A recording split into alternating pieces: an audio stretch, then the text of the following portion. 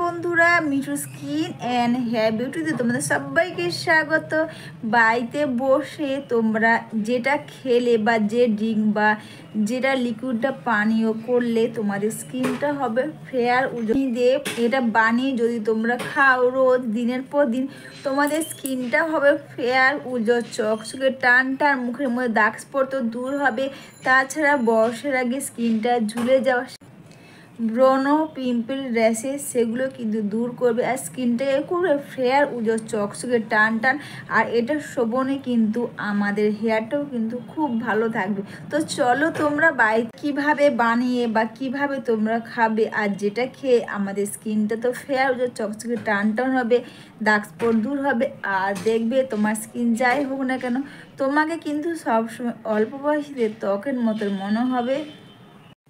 সবার প্রথমে বন্ধুরা একটা পাত্রের মধ্যে বা আমি এখানে গরম জল বসিয়েছি আর এর সঙ্গে দিচ্ছি দেখো দারচিনি বা অনেকে মিষ্টি কাঠও বলে থাকে, আর যেগুলো সবার বাড়িতে বা কিচেনে বা রান্নার কাজে লাগে। এটা ব্যবহার করে আমাদের স্কিনটাকে কিন্তু ফেয়ার করবে। আর দিচ্ছি বন্ধুরা এখানে আদাটাকে কিন্তু আমি বেটে নিয়েছি যাতে এটা জলের মধ্যে খুব সুন্দরভাবে এটা মিশে যেতে পারে।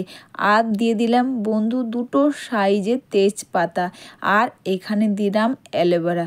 আমি এখানে বাড়ির অ্যালোভেরা এগুলোকে ছোট ছোট করে কেটে নিয়েছি।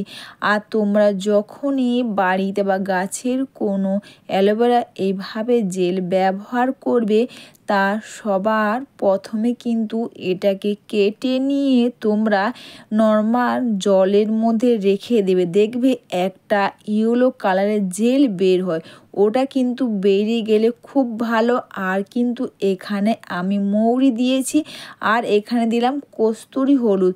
তো তোমাদের কাছে যদি কেশর বা জাফরান থাকে তোমরা 3 থেকে 4টে পাপড়ি দাও। আর যদি বন্ধুরা যদি না থাকে তাহলে তোমরা এখানে কস্তুরি হলুদ দেও। তোমরা কিন্তু কিচেনে হলুদ কখনো ব্যবহার করো না, স্কিনের জন্য কখনো কিন্তু ব্যবহার করো না, তেমনই কিন্তু এখানে তোমরা কস্তুরি হলুদ দাও। কস্তুরি হলুদ কিন্তু বাজারে কিনতে পাওয়া যায়। আর যদি না থাকে বন্ধুরা তাহলে তোমরা অল্প করে এখানে হলুদ দাও, কিচেনে হলুদ দাও, অল্প করে দাও। আর এটাকে নেড়ে চেড়ে নিয়ে তোমরা 10 মিনিট মতন ফুটিয়ে নাও। বন্ধুরা আদা রস বা আদা আর এলাচ ব্যবহার করে আমাদের দেখবে এক্সট্রা যে টক্সিনগুলো থাকে না ওগুলো বেরিয়ে যায়, আর যার ফলে আমাদের স্কিনটাকে ফেয়ার করবে। তেমনই কিন্তু মৌরিও শুধু শোভন করে আমাদের স্কিনের বা এক্সট্রা শরীরের টক্সিনগুলো বেরিয়ে যায়, যার ফলে স্কিনটাকে ফেয়ার উজ্জ্বল চকচকে করতে খুব পরিমাণে সাহায্য করবে। আর তোমরা এটা রোজ খাও, তোমরা 1 সপ্তাহ খেলে বুঝতে পারবে এটা খেয়ে তোমাদের যেমন শরীরে গ্যাস অম্বল তো থাকবে না, এক্সট্রা টক্সিনও কিন্তু দূর করবে। আর স্কিনটাকে করবে ফেয়ার উজ্জ্বল চকচকে টান টান। স্কিনটা কিন্তু ভেতর থেকে ফেয়ার উজ্জ্বল ও চকচকে টান টান করতে খুব পরিমাণে সাহায্য করবে।